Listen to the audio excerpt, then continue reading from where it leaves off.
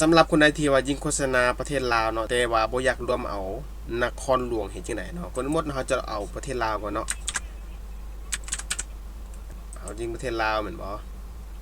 เฮาก็ลบออกประเทศไทยเนาะเฮายิงประเทศลาวทั้งหมดแม่นบ่แต่ว่าเฮาบ่รวมเอานครหลวงเนาะเฮาสามารถใช้ตัวนี้เนาะการว่ายกเว้นตัวนี้เนาะก็คือครับเขียนใส่เลยแบบนี้เลยมันก็จะบ่รวมเอาเนาะเฉพาะนครหลวงเนาะโฆษณามันจะบ่รวมเอาเฮาสิยกเว้นแขวงใดก็แล้วแต่มีแต่ว่าพิมพ์สื่อใส่เลยเนาะแต่ว่าให้เป็นรัฐเนาะถ้าว่าบ่เอาทั้งแขวงเลยมันจะเป็นรัฐเนาะมันจะบอกชัดเจนแล้วเนาะเป็นรัฐหรือว่าเป็นตัวเมืองก็ได้ถ้าว่าเป็นรัฐก็คือทั่วแขวงเลยเนาะอันนี้ก็กรณีว่ากลุ่มเป้าหมายเฮาบ่แม่นเนาะ